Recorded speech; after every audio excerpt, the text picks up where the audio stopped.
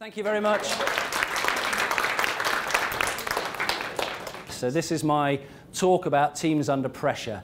And you're probably sitting there thinking, well, who the hell is this guy, Piers Carter? And what gives him a right to be standing up at the front of the room and talking to us about teams and talking to us about leadership and so on? So there's a few things appearing on the screen.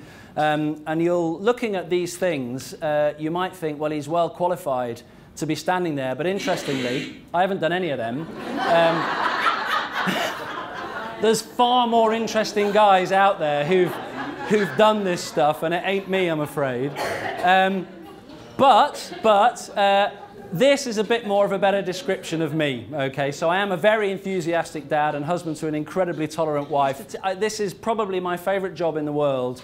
Not far from here in Coventry, I used to get paid to throw petrol bombs at coppers. If ever you want a cathartic release, set a copper on fire. Great fun, really, really good fun. A few years ago, I was running a little business called Expedition Medicine, and we were teaching medics to go overseas and provide medical cover in challenging environments like the desert and the Antarctic and British Antarctic Survey or jungles. And we were running training courses so people in your industry could go over there and provide medical support in those challenging environments. But I was also working with business groups, so I was working in the corporate sector, looking at teams and leadership in people like Kellogg's and Pepsi and the brands that we know very well. And I was also working with the Prince's Trust, a volunteer mentor for the Prince's Trust, working with young people wanting to set up their own business. And I realized that all those industries were fascinated by behavior and people and communication and teams. And what was amazing was how they could all learn from each other. So we took a bunch of insurance brokers with their lovely soft hands and their pinstriped suits, and we took them out to Namibia in Africa. These guys had never built before, they've never used angle grinders, they've never done any welding. And we built a playground in this school for these, in this very, very remote Herero village. So what I'm interested in is trying to do stuff on, in the moments when we're in front of our team, when we're in front of a client or a customer or a patient. And how do we do that and lead ourselves and lead our teams well? And that's a large part of what tonight is about. How do I know what to do? How do I know what to do when I'm leading my team? How do I know what to do on the ground when I'm actually facing challenges?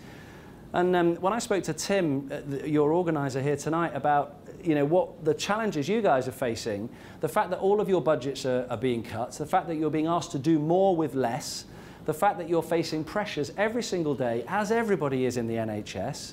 I've got a lot of my family that work in the NHS as well. My wife is a head teacher. She's facing similar challenges. Please do more with a lot less budget. It's kind of, well, how do I remember some of this theory when I'm actually on the ground leading my team? If you have to go to a book to look it up in the middle of a work crisis, that doesn't seem to me like it's a useful bit of information. So I'm going to try and keep it as practical and as realistic as possible. Now, to get there, I want to start by getting you to close your eyes. What I want you to do is to imagine that you're lying in bed, okay? It's a Sunday morning, and it's about 6:30 in the morning, and you're in that wonderful state between asleep and awake. Now, you're not just anybody. You are actually the managing director of a logistics company. To you and I, that's a trucking firm. You're suddenly woken by the intrusion of your phone, which is ringing on your bedside table. It's your operations director on the phone, and he screams down the phone, "Turn on Sky News!" You sit up, you grab the remote control of the telly, and when you open your eyes, and please open your eyes, everybody, this is what greets you on the screen. What's going through your mind? What are you thinking? Get up, yeah. Pull the duvet over my head.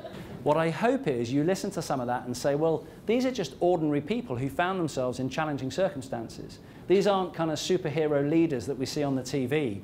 They're people for whom things happened. Yes, very good. Some enthusiasm. Yes, absolutely. Stay calm. Stay calm. Praise. Yes. Recognition of our job well done. Sorry, yes. Staying calm. Staying calm. Yeah. Absolutely. I call it the paramedic effect. I've been first on the scene at road traffic collisions and kind of running around absolutely terrified. And these people just stroll up, and looking pretty chill. Everybody all right? Oh, look at your arm on the floor, This was my experience of all of the people that I interviewed. It was a combination between the energy and the mindset, attitude or mindset, sort of two interchangeable words. But the combination between the energy they brought to a situation and the mindset that they had in any moment. Bear in mind, they all faced really challenging circumstances. You can have a positive mindset or attitude or a negative mindset. You can have low energy or you can have high energy. I've been led more times than I have led. I've done some leadership, but I've also been a member of a team. So I have a perspective on what works for me in terms of leadership. I've got a perspective on when I try and do it, and I've got a perspective on being led by others. And one of the things I've noticed, and this seemed to be the same in the people that I interviewed, was that often when something happens, there's a great big gap where everybody wants a leader to be. I saw this most starkly, I mentioned the paramedic effect earlier, most starkly when I was about 18 years old and I was standing outside my parents' house on the A6, busy road up in Lancashire, and I was waiting at a bus stop and there was a head-on collision in front of me. There was a car with a mum and two children and a guy, lone male driver. They were both going about somewhere between 50 and 60 miles an hour, and their near side wings hit and they both spun. And I can remember standing there on the side of the road looking at this thing that had happened right in front of me, and the first thing that went through my mind was, could I just step backwards and not be noticed? Would anyone notice if I just hid in the hedge? Because I was so intimidated and so frightened by what had just happened. And then you say, logic kicks in, you say, I can't leave these people, and you step forwards. And the amazing thing was, the minute I stepped forward, people started emerging out of cars and out of buildings and from down saying, what can we do? What can we do? Tell us what, and I didn't really know. I said, well, go and talk to that woman, calm her down. Can you get the children out of that car and just sit them on the grass over here? Grab that driver, he's wandering about, he's really disorientated. Could you phone in? And you find yourself just doing something. You don't really know, you don't have a plan, but you do your best. And then, just through the glare of the sun, he sees a 200-foot radio mast right in the middle of the valley with cables coming off either side. And he screams at his pilot, roll right, roll right. They avoid the radio mast, the rear helicopter manages to avoid the radio mast as well, and they're all okay.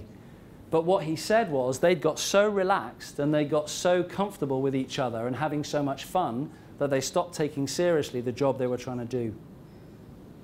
So that balance between task cohesion and social cohesion is absolutely crucial. And the last story I guess I want to tell you is this sense of team altruism is epitomized by the cheese test and this question, would you pass the cheese test? This comes from a guy who was recruiting a group of people to try and summit Mount Everest. He had a group of 7 people, or 6 people and him, so the 7 of them, out in the Alps doing all this adventurous stuff, looking at who was going to join the team. They stayed in a lodge, a beautiful mountain lodge, and in the morning they were served breakfast. The owner of the lodge came in with a cheese board, and on the cheese board were 14 bits of cheese. And he gave it to the first person in a line around the table, 7 of them, and he took 2 bits of cheese and put it on his plate. He gave the cheese board to the next person, who took 2 bits of cheese and put it on his plate. Person number 3 took 3 bits of cheese. Oh. And he handed the cheese board on. So you're person number 4. What do? You've got a couple of choices. Do you take 1 bit of cheese and even it out? Take 4. Take 4 bits of cheese, scoop it all onto your plate. Do you challenge a person who took 3? Do you take your 2 and pass the problem on? Thank you very much for listening. I do appreciate it. And I'd like you to ask yourselves the question, would you pass the cheese test? You'll be watching each other as you have your meal tonight. Thank you very much.